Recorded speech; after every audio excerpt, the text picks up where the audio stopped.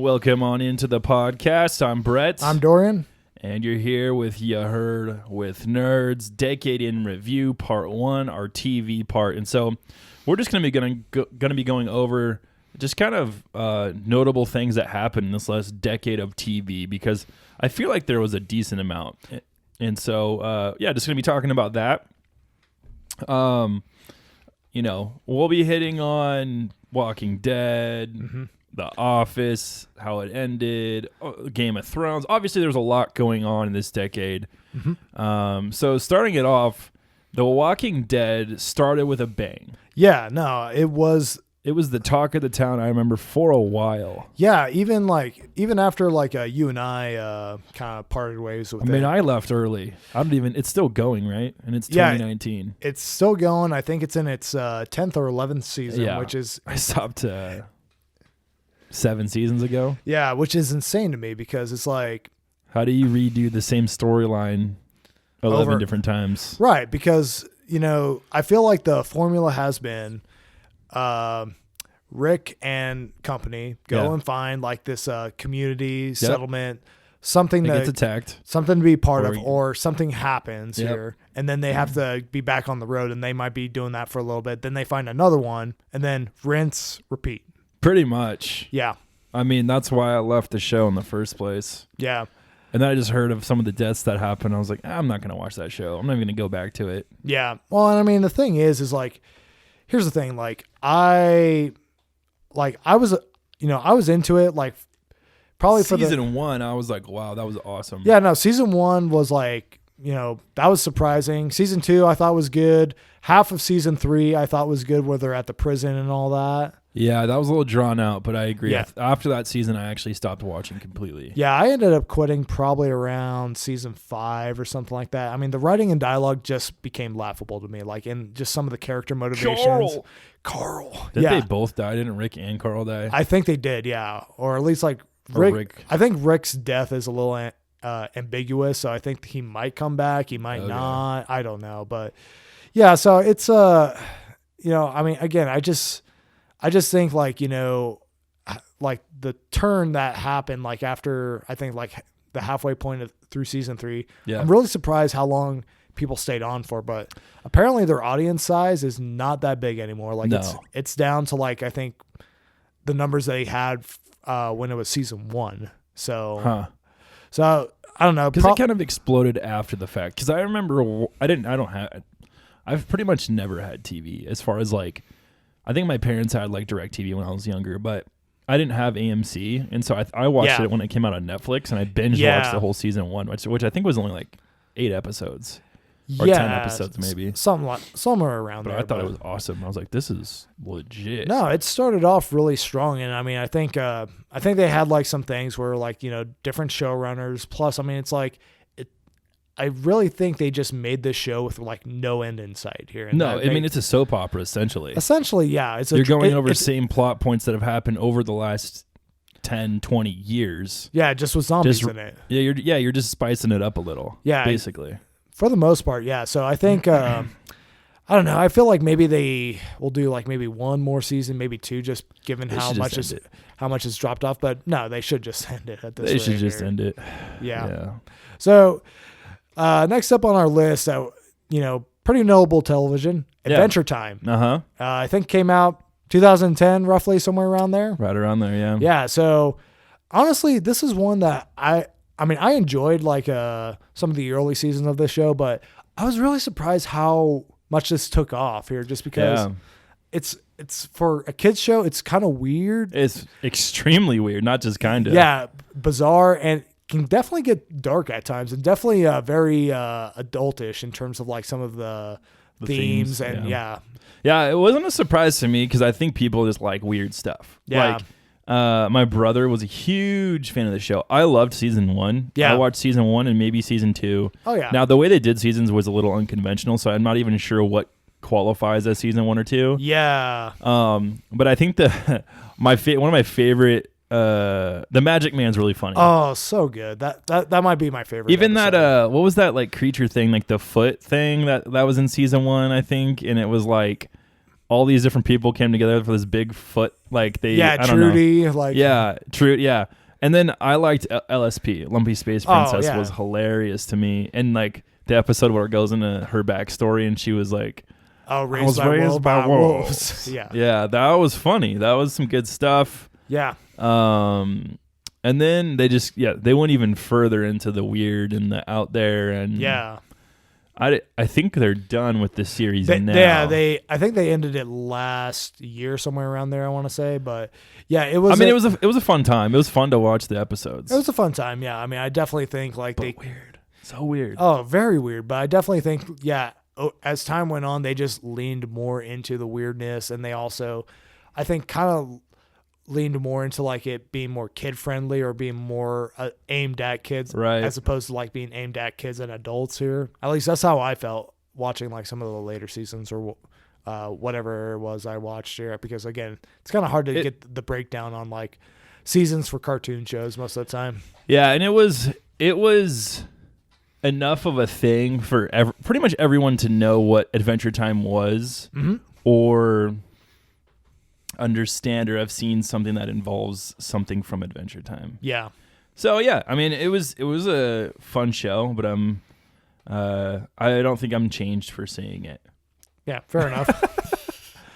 Up next is one of the biggest shows to come out of this last decade, and that's Game of Thrones. Yeah.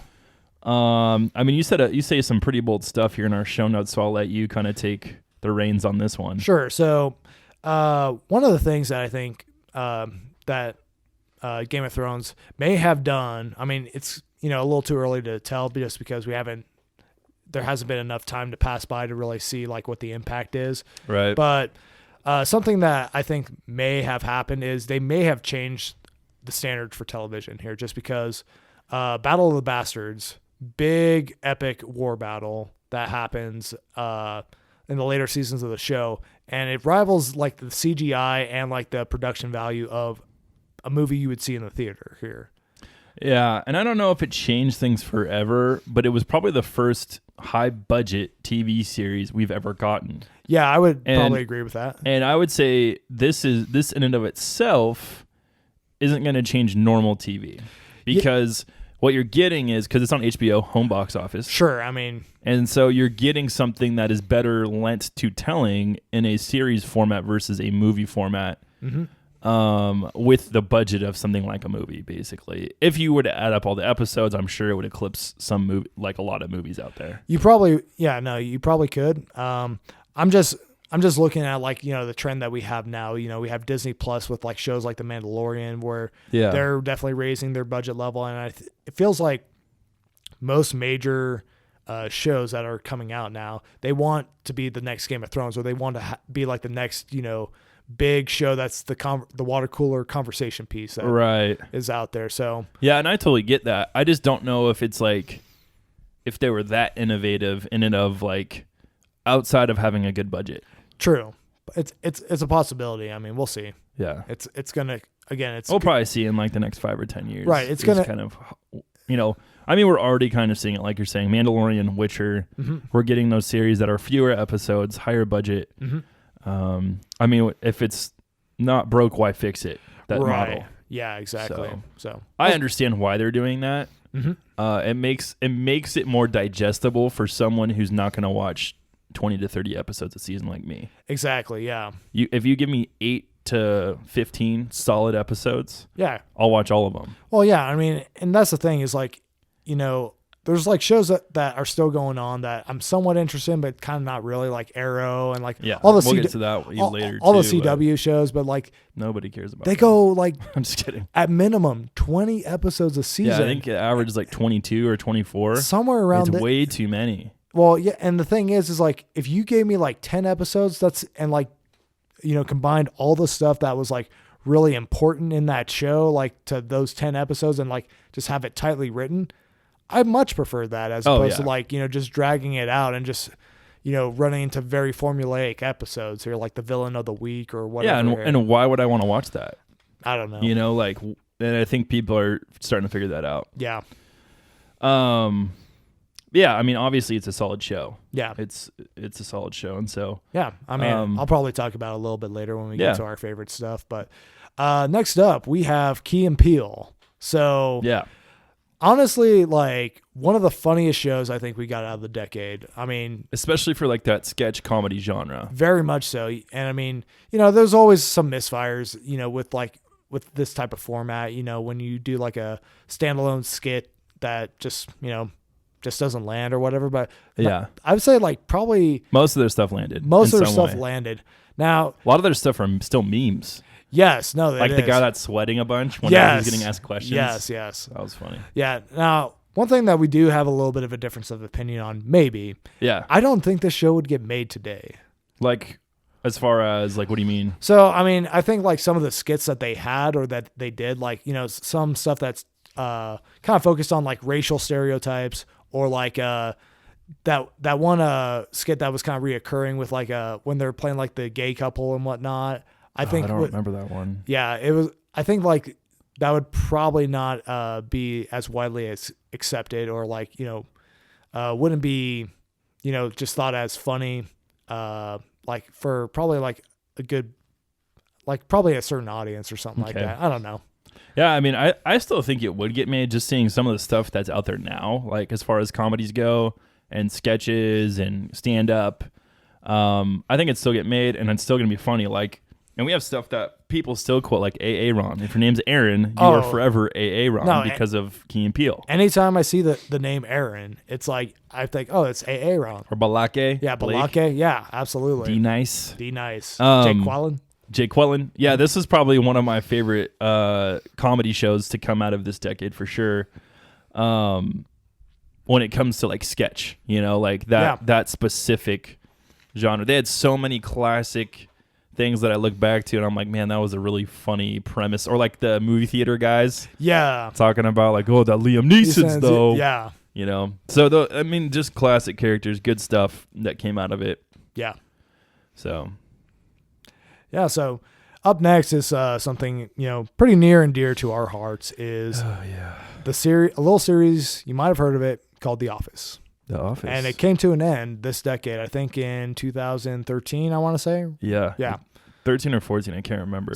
One of those To years. me, there was a specific day in which this series ended. And what day is that? That is April 28th, 2011. And what happened on that day? That's the episode Goodbye, Michael. Yes. When he leaves the show, because in my opinion, and I think we kind of share this opinion as far as quality of the humor, that it was hugely surrounding Michael Scott. Yeah, well, I mean, Michael was the star of the show. He was the catalyst that got all the characters that you had around the office to like interact or like, you know, be put in like these funny and hilarious situations. Yeah, and I that was kind of his departure was really the turning point for the series as far as quality. Yeah. And it kind of did go downhill and it upticked at the very last two episodes, I would say, when you get all that payoff. Right. For like, you know, Dwight being the new the manager, new yeah. and you know, you see kind of where the characters are now. And you also get to actually see the whole documentary side of The Office. Like actually it's very meta. Yeah. Very meta. But yeah, I mean, because the thing is like, I don't know if we agree on this, but after like season 3, there was definitely a little bit of a decline or progressive decline in quality in terms of the show. Like it wasn't as funny as like, you know, the first 3 seasons per se. I would say season 2 and 3 are the best seasons. Yeah. I mean, I really do like season 5 quite a bit. There are some really funny episodes in that one. That being said, I mean, yeah, I think overall, like, you know, you kind of get on like a little bit of a slope in terms of like, you know, a declining slope of like quality on that show. But then after, you know, season 7, when Michael leaves, definitely. It kind of makes almost like a quick drop. Yeah, almost. a quick drop to a different level for sure. When like pretty much every week you can guarantee a good episode. Mm-hmm. Like I don't remember there being a ton of bad episodes when Michael was on the show. Yeah. Now it wasn't the same tier as it was earlier on in the series. But 8 and 9 were just subpar at best. There was a couple of really funny episodes, really funny moments.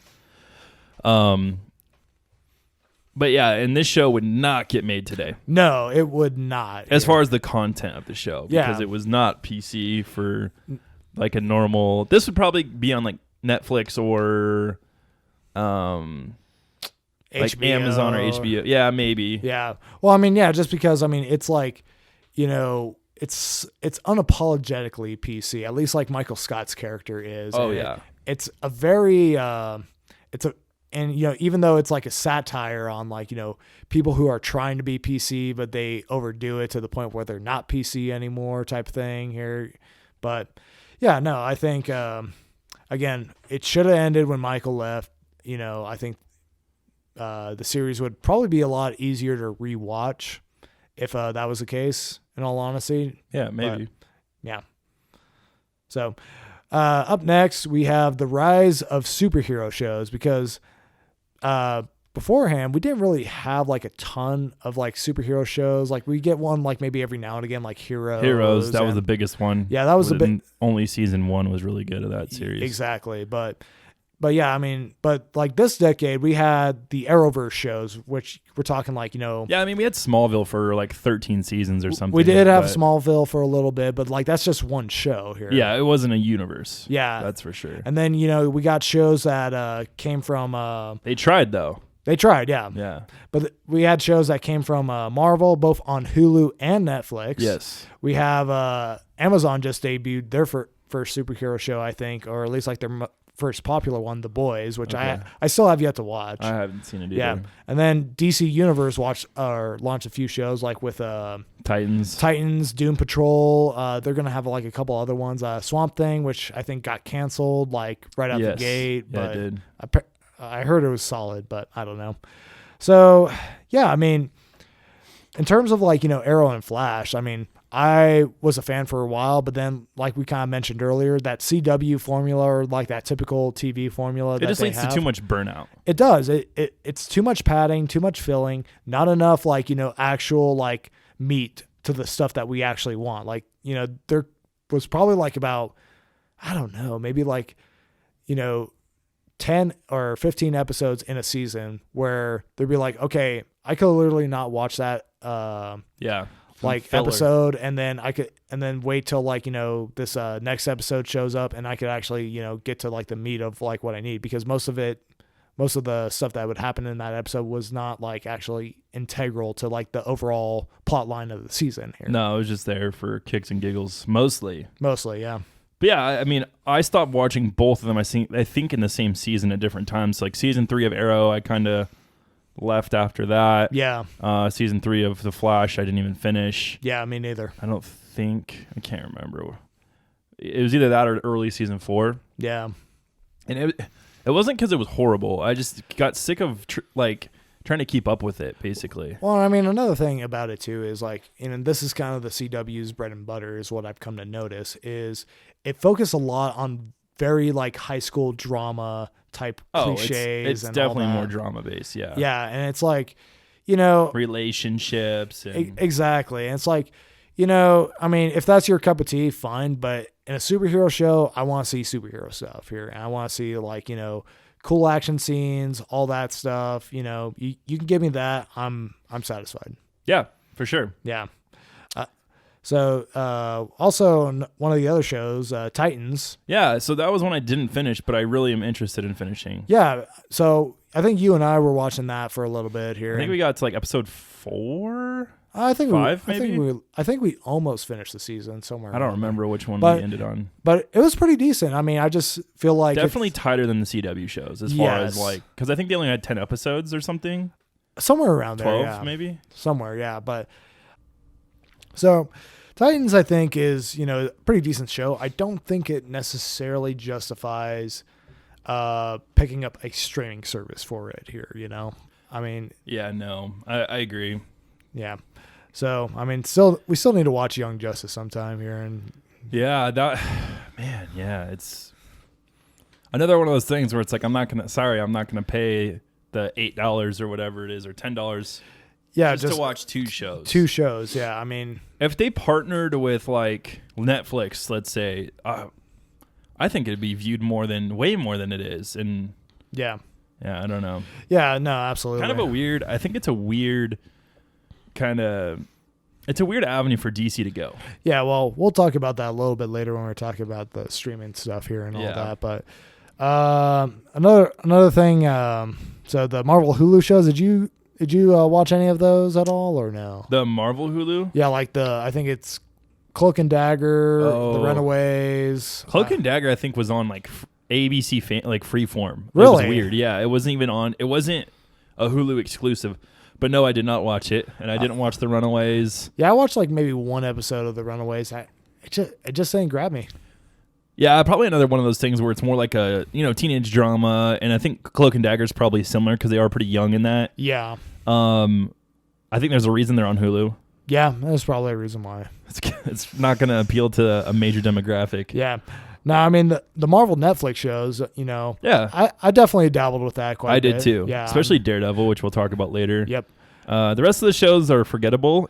Punisher season 1 is really good. Punisher season 1 is pretty good. I thought Luke Cage season 1 was decent. It was fine. It wasn't amazing, but I thought Iron Fist I didn't finish. Jessica Jones I didn't like. Yeah, no. So with all these superhero shows, sorry. So with all these superhero shows that we've been getting here, we haven't really quite got like a superhero show that rivals like the big budget production, like a Game of Thrones or The Mandalorian. So not yet, but this is coming. Falcon and Winter Soldier could possibly be our first one. I think it 100% will be. Yeah, I mean, I don't want to count my eggs before they hatch, just because I haven't seen legitimately anything. But from what the budget has been reported for this show, it's going to be roughly about the size of a Marvel movie, which, I'm all for here. Yeah. I mean, yeah, it's going to be different, but I think if you're limiting characters like to those guys and some others, like because those two have only been in other movies with the Avengers. They haven't had their own kind of thing. No, they've always had like a character that they attach to or something like that. So yeah, it'll be interesting if it can stand alone, as far as its own thing, and maybe have some cameos. I'm almost certain we're gonna get a cameo from Cap or someone. I would be either a flashback or old Cap. I'd be surprised if we didn't, in all honesty. But yeah, I mean, and then you got like things like Hawkeye coming, and Loki's gonna have his own show. Yeah, that's probably gonna be. You're probably gonna need like a pretty good, big CGI budget for something like that, especially if you're gonna be doing more Asgard stuff here. Yeah, 100%. Yeah. So, one show that kind of came out of nowhere and took pretty much the whole world by storm. Yeah. Stranger Things. Yeah. So, what do you guys say about Stranger Things here? I really like the theme song. Yeah. No. It's a good show, and Billy is life. Billy is life. Billy's the best character on that show. He's not introduced till season 2, but he's the best character on the show. I think my favorite Billy moment is like where I think it's in season 2. He's I think squatting or doing something. No, he's curling and he's smoking. He's smoking and drinking while listening to Metallica. I can't remember what song it was, but yeah, he's got like Metallica posters all over his. Rocking a mullet, mind you, and a cutoff. Yeah. So I mean, it's great. It's just like just a dirty stash. It's just 80s testosterone, just like Yeah. Yeah. To a T. But yeah, this came out of nowhere. I remember seeing like the banner for it on Netflix, and it was kind of that weird like 80s poster for like a movie, and I was like, this looks weird. All that, yeah. And I think I had like it was like my weekend for work, and I was just kind of like, well, it's not too like, I don't have anything going on. Maybe I'll just watch this, and I binge watched it over the 2 days, and I was like, this show's amazing. Yeah, no. So at least season 1. Season 1 was the best. Yeah, season 1 absolutely, I think, it blew me away. I literally cried here when they're trying to resuscitate Will and all that, when they get him upside when down. You think he's dead. Yeah, but no, super good season. Season 2 I thought was good, not great. I thought it was good. Yeah, I think I don't know what exactly the thing was. I can't really like put my finger on one thing that stood out in season 2 that I did not like per se, but I just don't feel like it just was not as up to snuff as season 1, I guess, is like the best way I could put it. Yeah, I think season 1 has like that surprise factor too of something that's new. That's true, yeah, because there's a lot of things that you don't know what's going on. You're you're kind of like watching out of intrigue to try to figure out like, okay, like what's the tone gonna be? yeah, what is like what's that monster all about? Like Yeah. like how is that connected? And like what's going on with Will, because apparently he's still alive, but we can't see him. All that stuff. Yeah. Yeah, a lot of mystery. Yeah. And then season 3, as we talked about earlier on the show, didn't care for it. I liked it. Yeah. Yeah, I really liked Steve Harrington, Robin, and Dustin's arc. Yeah, no, I think that is one of the stronger parts. I mean, like I said, contrary to your opinion, I think Jim Hopper is the best character on Stranger Things. Yeah. Yeah, but He definitely does suffer a little bit in this season too. well, yeah, I mean, and he does have some big moments in this season, don't get me wrong, but it's like, I just felt like, the role that they put him in terms of like, the romantic comedic role or whatever. Yeah, kind of a strange spot to put him in. I feel like that would have been better served for a different character here. Yeah. Or at least like, you probably should have done it in a different way for like, Jim Hopper, but that's just me on that one. Mm-hmm.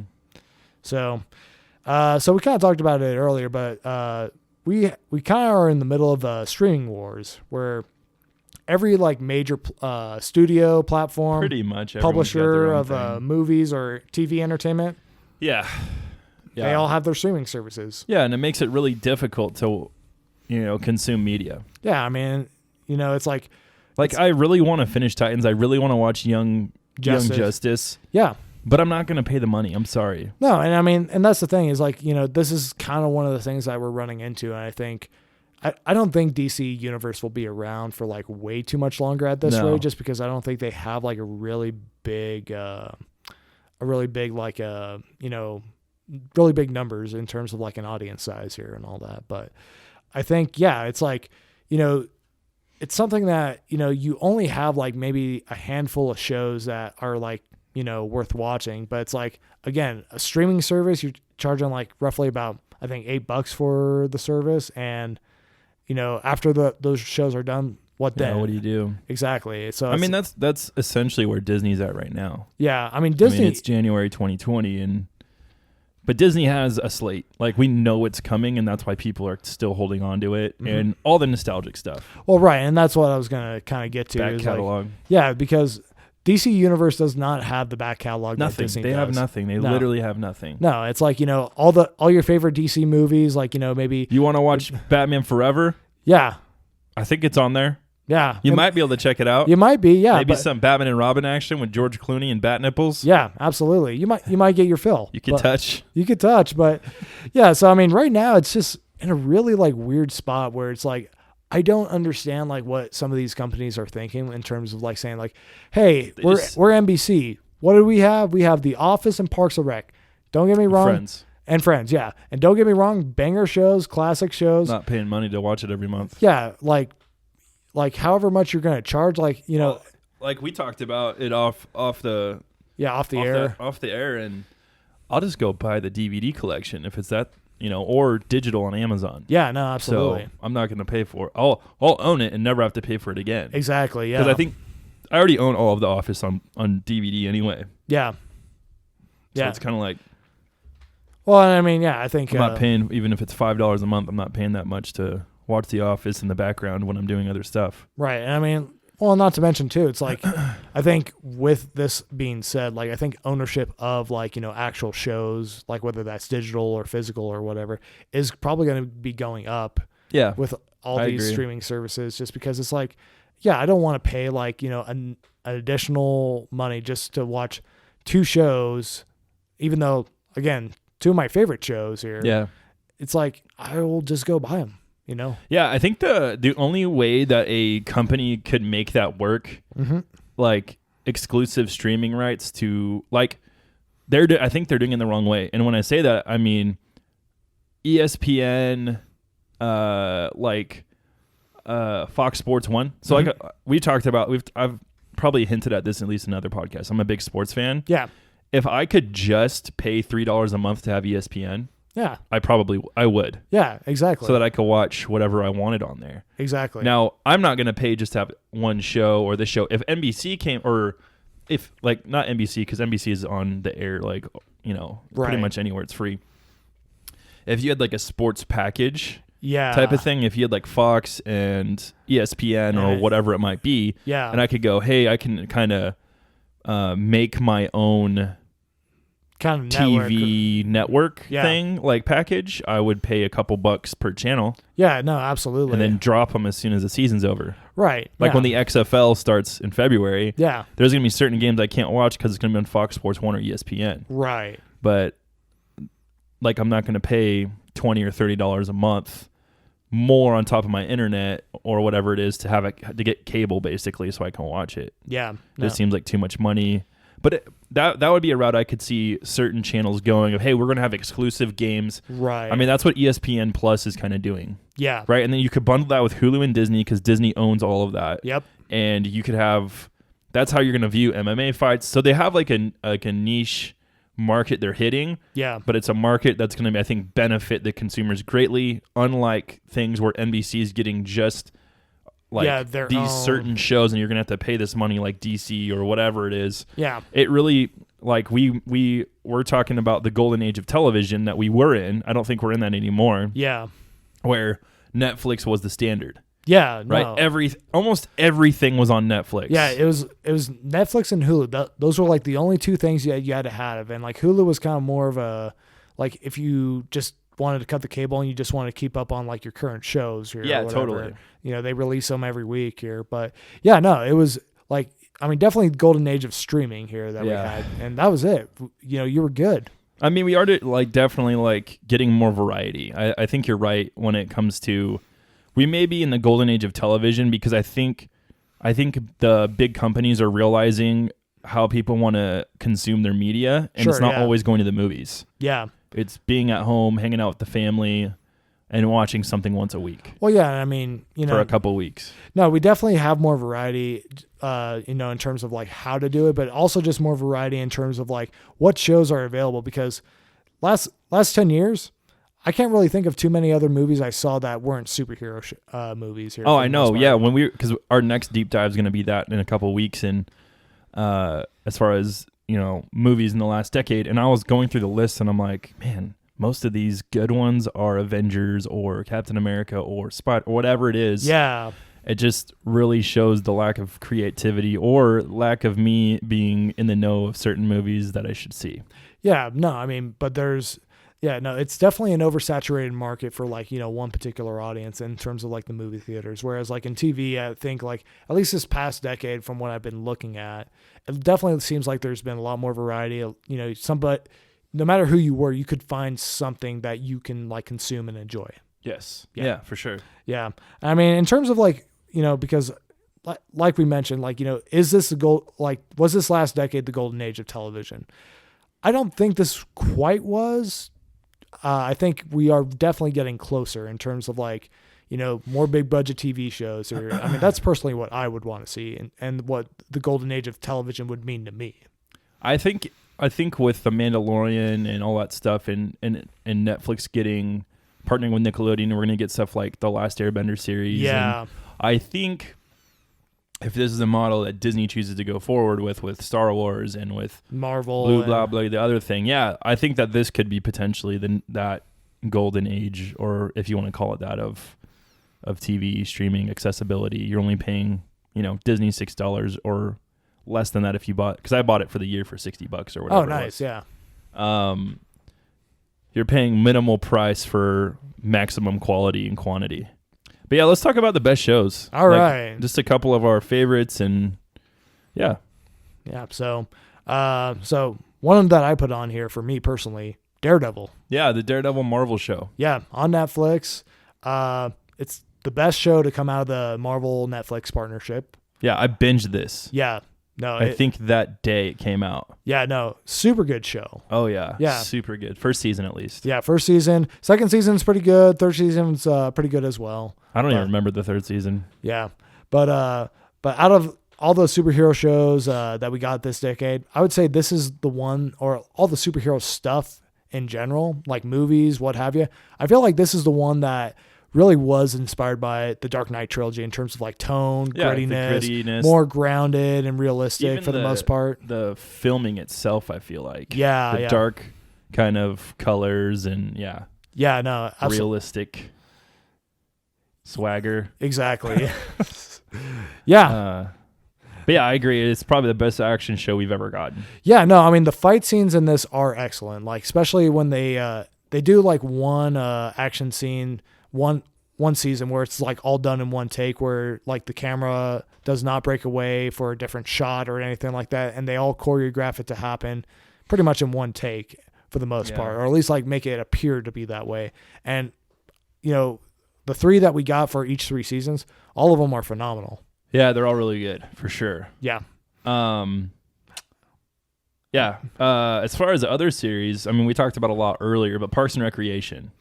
Yeah. I mean, we didn't talk about it a lot. We talked about it in the same vein as like The Office. We've mentioned it in the past that those kind of things are our jam. Yeah. Which I mean, even though Parks and Rec did not officially come out like in this decade, it came out like I think towards the end of last decade. Yeah, it finished this decade. I would say the bulk of it and the significant run of Parks and Rec happened this decade, so that's why we are talking about it. Well, yeah, and people still watch it. I mean, it's on Netflix for a reason. Oh, absolutely. So, I mean, I talk to people who have just recently watched it and like will quote it, and I'm like, have to think about it because I haven't watched it in a while. Yeah. And I'm like, dang, when I was watching the show, I could quote all that stuff off the top of my head. But yeah, I just wanted to talk about a couple of quotes from a couple characters that I really, really enjoy. Yeah. Ron Swanson is life. He's. I mean, you have a poster of the pyramid of greatness that Ron Swanson put out in one of the episodes, and so a couple that stood out to me were there's only one thing I hate more than lying: skim milk. Yes, which is water that's lying about being milk. Yes, perfect. So good. And then the less I know about other people's affairs, the happier I am. I'm not interested in caring about people. I once worked for a guy for 3 years and never learned his name. Best friend I ever had. We still never talk sometimes. Yep. Oh, gosh. And then one of the classic ones I quote a lot when seeing animals. Any dog under 50 pounds is a cat, and cats are useless. Cats are useless. But my favorite has to be this quote. Normally, if given the choice between doing something and nothing, I'd choose to do nothing. But I will do something if that helps someone else do nothing. I'd work all night if it meant nothing got done. Yes. When he's talking specifically about the Parks Department or the government. Yep. That to me was a amazingly crafted couple sentences. No, and I mean it's really speaks to the quality of like how well written some of these characters are, because like Ron Swanson is like, I would definitely watch a standalone Ron Swanson show here where like he was just like, I don't know, like running his construction company that we see at the end of very good construction. Yeah, very good construction with him and his brothers or something like that, yeah. But no, I mean, classic character, hilarious. I think probably one of the more quotable, him, Andy, and John Ralphio are, I think, the most quotable people on that show. Yeah. And I don't have too many. I don't think I have any Andy quotes on here, but John Ralphio just had some fire. Yeah. Like he'd come on the screen and just steal the show. Yeah. Every time I feel like he's on the screen, he's the center of attention. Oh, absolutely. Which that's what he wants. He wants to be the center of attention. Well, yeah, because he's the guy that, it's like the news broadcast is like happening for something like that. He's that guy that gets in front of the camera and just like, puts his face up there and says like, yo, I'm on TV or something like that. Hey, Dad. Yeah. So I have a couple quotes from him, but yeah. This is when he's talking to Tom Haverford. Yeah, so Tom says, what about your trust fund, John Ralphio? My parents had it amended. I don't get anything until I'm 50, which is a waste because I'm going to be a billionaire in Costa Rica by then, eating dolphin and hanging out with lady singers. And then his classic, I'm flushed with cash. Yeah. So good. Yeah. And then this is so good. Yeah. I think it's kind of meta talking about like some young people. Yeah. Like I made my money the old fashioned way. I got run over by a Lexus. Yeah. Yep. Absolutely. And then here's another quote. It's like I always say, okay? When life gives you lemons, you sell some of your grandma's jewelry and you go clubbing. Okay.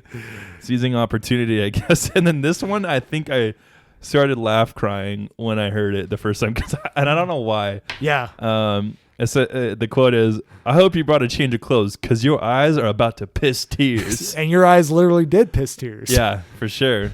But yeah, he's just got so many classic ones, and so does Andy. And I wish I had some more. Yeah. I mean, the sugar high, sugar rush, sugar slam. Yeah. No, I mean, yeah, no. It also speaks to like the quality of the show. I mean, like, you know, so quotable for one. Yeah. But like, shout out to Andy and April. I think are some great characters as well here. Like, there are so many times where I'm just like, you know what? I'm in the mood for an Andy Dwyer episode that really showcases Chris Pratt's. Especially if you're having kind of an off day. Absolutely. And you just want to laugh. Yeah. You go for some Burt Macklin. Some Johnny Karate. I would say Burt Macklin and Johnny Karate are the two best things that come out of that series too. Yeah. He's like, so the Pocahontas episode, the Halloween episode. Oh my gosh. Where Andy's like, let me in there. And he's just like, he starts basically yelling and crying because the kid's making fun of him. And he's like, I'm just allergic to jerks. Allergic to jerks. And he's just like, I'm your worst nightmare. I'm Burt Macklin. I work for the effing FBI. So. Yeah. But I mean, so one of the things that I think definitely does distinguish this show from The Office is The Office, I think, you know, its trademark was dry humor for the most part, and not to say that Parks and Rec. Oh, there's a ton of dry humor in Parks. Yeah, not to say that Parks and Rec doesn't have it, but I feel like a lot of their strength comes from, or at least like what they kind of shifted their focus to, was kind of character-based humor, where they'll put like Ron in a situation where he's doing yoga with Chris Traeger. Or, they'll have like Leslie Knope and Tom Haverford team up for an episode where Tom he's in a club or something. Yeah, he's in a club doing something stupid here, or like Andy and Ben will like team up here. Or so you're like it's that. More, for you, it's more situational humor. Kind of situational humor, and then also just like they establish like the characters of like, you know, how they act, how they would be. It's just like when you see them like just Ron do something Ron here, or say something that's very Ron Swanson, or something very Andy Dwyer, you're like, yep, that's that guy for you here. And it's like when you love the characters already and you're just giving them more of like what you want out of them, it's great. Yeah, and I agree to an extent when it comes to that, and agree totally for most of it. Yeah. Any good show should let their characters influence their writing. Absolutely, yeah. So as opposed to the writing influencing the characters here, which I feel like that happens more often than not. Yeah, and I would say that this was a show that was a workplace mockumentary, but it did what The Office didn't, and a lot of the show took place outside the office. Right, yeah. If that makes sense. Like it took place heavily in the Parks Department at, you know, the government building that they were in. Mm-hmm. But then as the show progressed, you got to see like people's more houses. Yeah, and, Pawnee as a city. Here. Right, and you didn't really see that at all with The Office. I mean, most of the time was spent in like the office building here. But I mean, also not to mention too, like The Office had a lot more of a focus on like the whole documentary shtick here. Yeah. Whereas like, you know, I think there's like only a few times like the Parks and Rec really actually referenced like the fact that they were being filmed. Yeah, and I think that was more a stylistic choice of them seeming like it could have been a documentary, but in reality it was more of a sitcom. Yeah, no, in all honesty, yeah. And I would say on The Office, if you didn't have like, it would be really dry if you didn't have characters like Kevin, Andy, and Aaron that are more silly and just goofy. Yeah, humor. they're funny in and of themselves. They don't have to rely on other characters, I guess. Yeah, or situations per se. And I would say that this, when we talked about the downtick with The Office, this didn't really have that. No, it got better with every season, I feel like. Yeah, me too. I agree with that. I mean, see, like it's almost like the polar opposite, whereas like I feel like season 1 and like probably about half of season 2 of Parks and Rec are the weakest of the of like, you know, the whole series, and then like it just keeps building in quality like further and further as you go on. And it ends perfectly. Yeah, whereas like The Office, like you started out with a bang with 1 through 3 in terms of seasons, and then like it slowly kind of just starts degrading over time. Yeah. But I mean, so one thing this might be blasphemy, but I might prefer Parks and Rec over The Office. I would say as far as rewatchability, yes, I might agree with you on that. Yeah, and that's probably the reason why, because I think I probably did laugh harder at The Office, but I think I might have laughed more often at Parks and Rec, and just it's just easier to go back to, easier to rewatch because, like I said, not as hard. Like it's not as cringy as The Office. Michael Scott is like one of the cringiest characters in all of media. Oh yeah, like and for some people, they can't watch him. Yeah, no, you know, so it's hard to see him in kind of those situations. You almost don't want to. Like the Scott's Tots episode. Oh gosh, I skipped that episode a lot. Yeah, but like, yeah, so they don't have that on Parks and Rec. So you're kind of more easily able to watch these characters progress in life. Well, yeah, I mean, they do have cringy characters like Sewer Joe, or I think is what it's. Well, yeah, and then Jam. Cancelman Jam. Oh, Cancelman Jam. He's just trash. But he's not a main character. No, exactly. They're cringy when they need cringiness. Well, yeah, they're pretty much relegated to like, okay, we're going to have you in here when like, you know, the story actually demands you be in here for the most part. Yeah. Yeah. Agreed. Mm-hmm. And then there's another show around the same time as these shows that we both feel got overlooked, yes, to say the least. Oh, very much and so. That was Community. Yeah, easily the most underrated show of the decade, I feel like. Oh, 100%. And it really surprises me because this show is really good. The first 3 seasons are amazing. First 3 seasons are really good. After that, you don't really have to watch. Yeah. I mean, I did like season 5 just because, you know, they kind of bring it back. That's where we get the whole minuses are made up. Okay, yeah, that scene is probably the scene of scenes for that whole show. Yeah. But I would say even season 4 is good, but those 3 seasons are like dynamite. Yeah, no, I would agree with that. I mean, season 4 definitely definitely one of the weaker ones. Season 6 don't even watch. Oh, it's abysmal. I feel like it's just Yahoo Screen. Come on, it's hot garbage. It was on a streaming service. Speaking of that, called Yahoo Screen. And did not do well. Yeah. But so one of the things that, you know, I really like about this show is, again, it's kind of echoing like what we said about Parks and Rec, is there's a lot of great characters in there, great quotes that we could, you know, you could pull from. Yeah. Troy and Abed in the morning. Yep. And then, but yeah, I mean, I feel like you could take probably like, you know, 2 characters from this show, like, and some of the characters, and then you could say, hey, here's your own TV show, go nuts, and it'd still probably be pretty good. I would say the characters that would work the best if you took Troy and Abed. I mean, that would be the best, but I mean, I could definitely see like if you paired, say, Britta and Chevy Chase, like you have the social justice warrior, and then the racist old pervy man. Yeah. You know, I think that would be a pretty good combo. I wouldn't watch that, but I can see that being good. Yeah. Here's my only gripe with the whole show. Mm-hmm. I don't think Joel McHale's that great of an actor. Really? No. I don't think he's that funny. Really? I don't know why. I'm sorry, Joel McHale, if you're listening to this, which you're probably not. Yeah. I don't think you're that good. I don't know why. Like, really, what did the whole series for me was Troy and Abed, Chevy Chase's character, Pierce Hawthorne. Yeah. And then Professor Chang. Yeah, Chang, yeah. And then even the Dean. The Dean is hilarious. Yeah. Yeah. Just the subtle this is a show of subtleties too. Oh, there's a lot of jokes, but like when he'd walk in the room and be like, Jeffrey, and then kind of just like slightly touch his stomach. Yeah. Like in a very awkward way. Yeah. Definitely leads you to some assumptions about the Dean, or that are not so subtle at a certain he's point. he's super flamboyant, into dudes. Yep. And other things like Dalmatians. Yep. But so one of the best episodes, I think, just off the top of my head, is the oh gosh, what do they call it?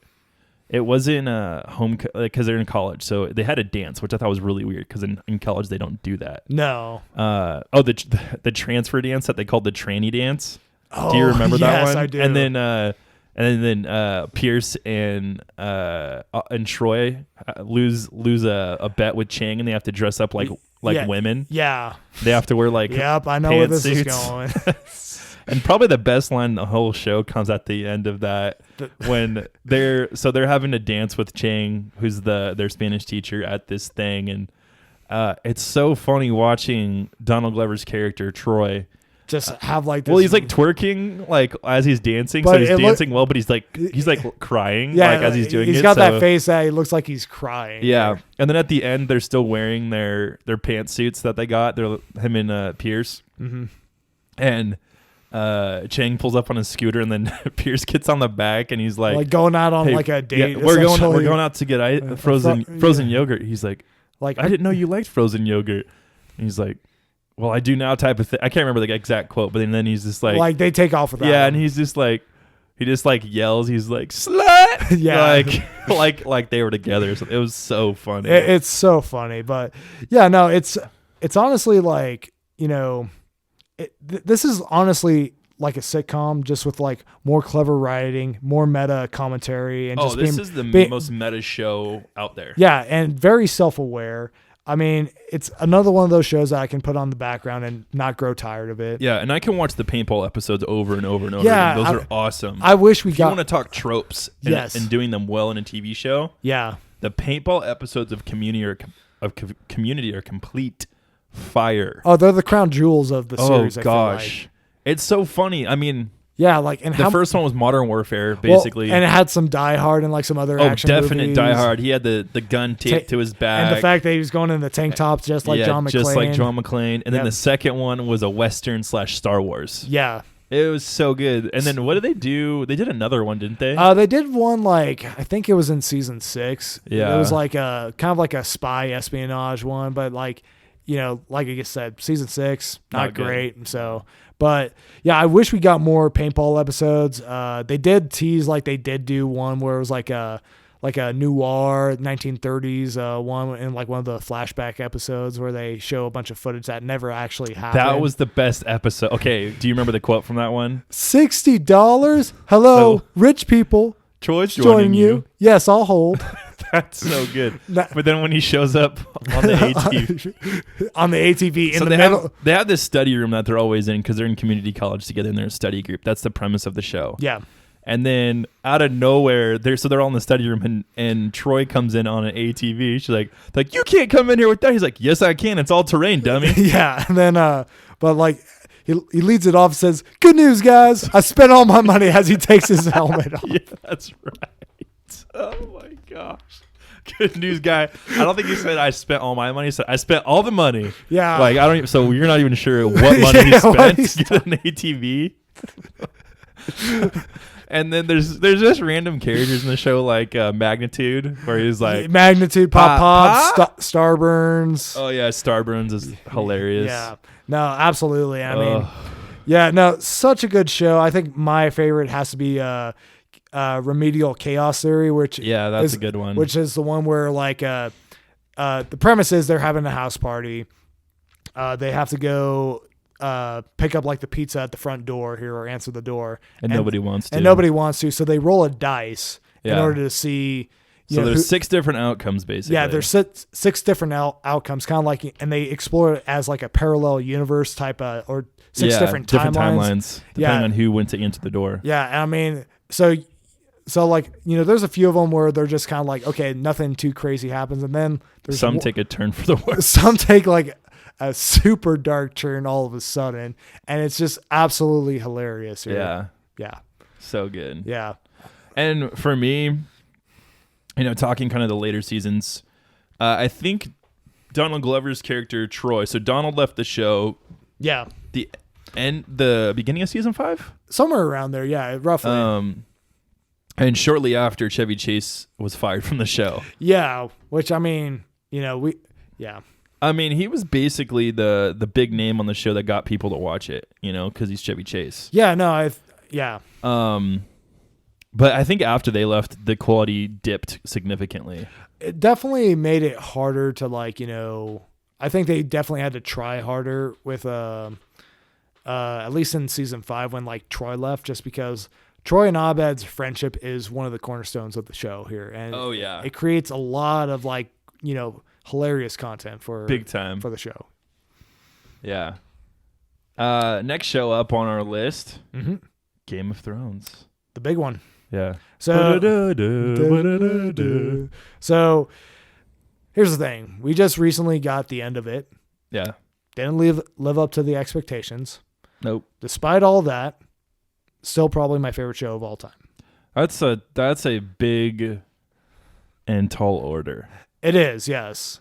And I would say there's good writing there. Oh yeah, but it's definitely not in my top shows. No, and that's fair. Yeah. But I mean, it's really interesting with this show because it started out more as like a political drama, political intrigue show where, you had like Littlefinger and Varys having like bigger roles. You had more mystery behind to like, who killed this person? Why were they killed? What's the secret that can unravel the kingdom here essentially. And then it kind of, slowly but gradually evolved into more of a medieval epic or fantasy epic where you definitely high fantasy after that. Yeah, no, for certain, especially with like dragons and the White Walkers and all that. I mean, I enjoyed both aspects of that show here, because I mean, I do like kind of like the whodunit type thing and like the political manipulation that was going on. I felt like that was interesting to watch, and then you give me like some dope battle scenes with that could rival a movie's battle scene. I'm into it. Yeah. I mean, one of the things that I think is, like you said, I think some of these characters are probably some of the best written just because there's not like just like, oh, I'm the good guy and you're the bad guy. It's like, no, like pretty much all the characters, they have like a little bit of good in them or a little bit of bad of them. It's not even bad. It's just there's things people want to do because they're selfish. Exactly. Yeah. And they really explore that aspect of it. Like, for example, like, and perspective's everything, especially depending on what situation you're in. Yeah. So like the only thing that I just didn't like was some of the writing towards the end. Sure. When people just started being more evil for no reason, really. Sure. But other than that, yeah, it does a good job of kind of the humanity within everyone. Yeah. Like that pull between good and unselfishness and selfishness that we have to face every day. Yeah, essentially like, hey, am I going to like actually make decisions for my personal benefit or am I going to make decisions for, like the greater good of like, the people around me here. Yeah.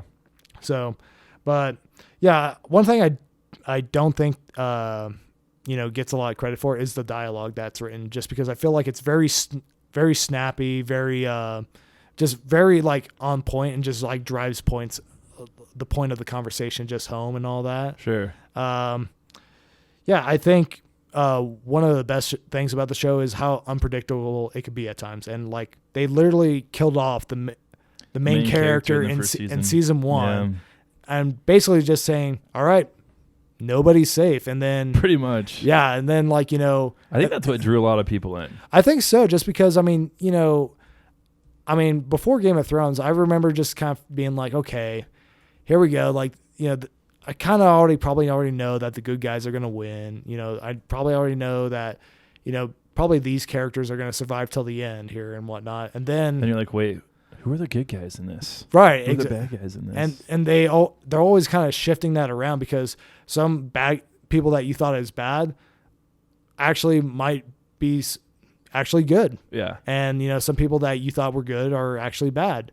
And yeah, no, I think, like, for example, like Jaime Lannister's story arc, how you just think like the first couple of seasons, yeah, this guy is a complete, douche and all that here. And then you have the Hound who you just think he's just this guy who's just he's just like a sword for hire. He doesn't have like much of a moral code or much of anything going on. And then there's a whole backstory about him and all that, and they develop him more to like where he actually has a little bit more humanity than what you are led to believe. So, yeah, no, I mean, just really good stuff like that. I mean, yeah, I think this is just I can't really think of a show that really I got more invested in than probably this one here, in all honesty. Yeah, no, yeah, I mean, it speaks for itself. Yeah. It really does. All right. So Game of Thrones, One Punch Man. Yeah. This was an anime that kind of came out of nowhere again. Yeah. That was, I mean, I really watched it for the theme song. Oh, the theme song is so good. Yeah. One Punch. Like, if you ever need a song. If you just need to get jacked before the gym. Yes. You just listen to the One Punch Man. You blare it and like you're probably gonna be like benching like 440 or something like that. Yeah. At least. Yes.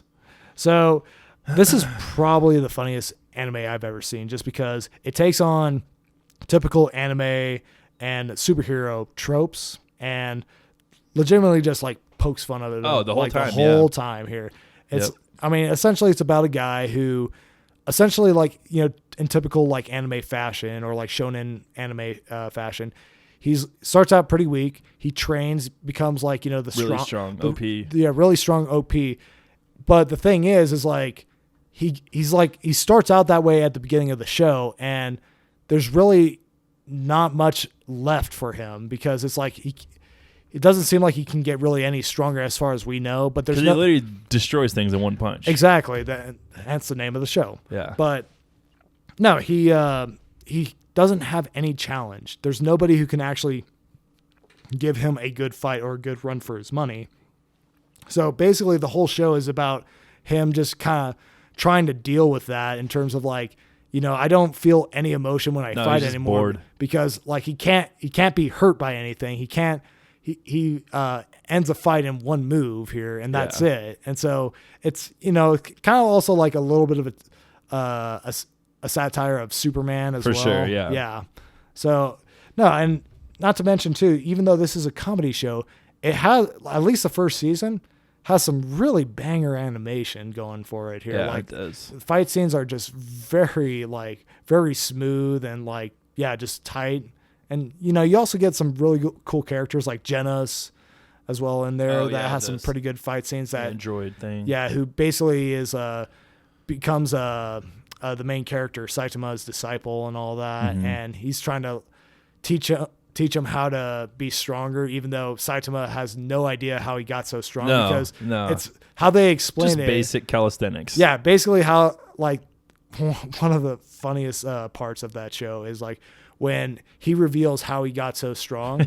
All he did was like a mile run a day, 100 push-ups, 100 sit-ups, and a couple other things that I'm just those are the main things. Yeah, I'm not remembering off the top of my head. Just basic like athletic workout stuff, and he just was able to like essentially like blow up meteors with one punch here. Yeah, it's pretty ridiculous, but it's also hilarious. Yeah, so. It is. More cartoons. Samurai Jack season 5. Yes. So, you ever watched any Samurai Jack growing up? I've seen episodes here and there, but I never got into it. Okay. So here's the thing. So Samurai Jack was a show that aired on Cartoon Network. It came out with 4 seasons back like early 2000s, and it just kind of ended because essentially what they were wanting to do is they wanted to make a Samurai Jack movie and like end the story that way. But things fell through with Cartoon Network to where they weren't able to do that. So it just kind of just, it just ended and it didn't really actually conclude the story. So this season is actually, we get it 12 years later after the last season aired, and it actually ends the story and it delivers. Like it feels like the earlier seasons, but it also it's one of those things that grows up with you, that kind of goes like, okay, we're going to maintain the same feel of the show. Like Avatar. Kind of like Avatar, yeah. Like with The Last Airbender. Yeah, with like Korra, which, we'll be talking about later. Yeah. But no, it grows up with you. It's a little bit more mature, a little bit more violent. It's a little bit more darker as well here. It's one of those things where it's like, when something does grow up with you, you have like a lot more attachment to it. And it's just kind of like a cool effect. I don't know if a term has been coined for it yet, but whatever it is, I'm into it. Yeah. Yeah. Sweet. So. And then Breaking Bad. Yeah. So you haven't watched this one, have you? No. Okay. So I just watched this for like the first time last year. I binged it. Some people do say that this is the best show ever made. And I don't quite agree with that, but I definitely understand that praise or where they're coming from, because it's 5 seasons, very tightly written. There's great acting, great cast of characters, plenty of jaw-dropping moments that, like that will honestly like shock and surprise you. But one of the things that I don't think really gets talked about this show is I think it's secretly a comedy, because you're taking like the most non-threatening, whitest guy and basically making him fake it till he makes it to be a hardened criminal here. So he's yeah, I mean, because he like in the first like in like some of the first seasons, how you just see him like just do things that like a professional criminal would already know how to do, or like at least have like the guts or to like do. He's like, oh, I don't know about this here, and like it's just honestly like I think just funny situations that he gets thrown into here. Nice. So I mean, I've definitely heard good things about it. Yeah, I mean it's no, I think it's it's also just I mean, here's the thing, I'm not really into dramas all that much. And, even though this is kind of more of a crime drama per se, I still think this is like a really great show. Nice. Okay. Sweet. Yeah. All right. So, well, is that all you have to say about Breaking Bad? That's all I got to say about. Have you watched any of Better Call Saul? 'Cause that's supposed to be not a continuation. Or the movie too. I watched El Camino. El Camino's good. It's not mind blowing. I watched Better Call Saul. A couple episodes. Couldn't get into it. I mean, it's focusing on a different character. It's a completely different setup here. So okay, gotcha. All right. Next up, I put on the list New Girl. Yeah, so I've watched a couple episodes. Yeah, I mean, the more you watch the show, I think the better it gets. Oh, is it one of those? Oh, yeah. Schmidt and Nick on the show are two of the greatest characters I think ever created. Really? When it comes to comedy, because I don't know, I think it's also how the actors deliver the lines. Like, I'm gonna try to find a couple of Schmidt isms, I guess. This is Schmidt. He said, I had figure skating lessons until I was 13, and then my mom sobered up and realized I was a boy. Okay, that is pretty funny. Yeah, and then like this. Can you believe the zoo wouldn't let me borrow their white tiger? I mean, the nerve. Philip Seymour Hoffman is going to be sitting at the back. Oh crap! At the back of the party, thinking, "Look at that guy. He couldn't even get a big cat." And then him and Nick are like best friends, so he talks about Nick. He's like, Nick is delicate, and so if you know the character of Nick, he doesn't care about anything. Like he just doesn't. He's just kind of like an everyman, just kind of like he says Nick is delicate like a flower, like a chubby, damaged flower who hates himself. Yeah, and then there's a lot of other ones there. They're not really appropriate, but yeah. This is funny because my own experiences with older people. Okay. It says old people freak me out with their hands and their legs. They're like the old, or they're like the people version of pleated pants. Let's see. Oh, the economy stinks. Bees are dying, and movies are all pretty much sequels now. Yeah. Pretty much. And then there's one where he's like, "Dang it, I can't find my driving moccasins anywhere." Like he's very high maintenance, Schmidt. Yeah. Well, I mean, yeah. He wears like a kimono around the house. Yeah. For those of you know what that is. Yep. But yeah, so I mean, I tried getting into New Girl. I don't know. It was like a little while back. I don't think I even got through the first season because, I mean, I don't know what it was, but I think like Zooey Deschanel's character, Jess. Yeah. I just found annoying. She is kind of annoying, but that's her character. But that's the point of it. I think so. Now, like, does that like go down, or like does that like, or like does she become more likable, or is the focus become less on her? I don't even really pay attention to her on the show. Okay, fair enough. He just like Schmidt has like the most weird things where you're like, okay, yeah, Schmidt would probably say something like that or do something like that. Yeah. He's like, can someone please get my towel? It's in the room next to my Irish walking cape. Very luxurious kind of guy here for the most part. Yeah. I mean, he's like, I cried the other day listening to a techno song. My tweets have been extremely literal.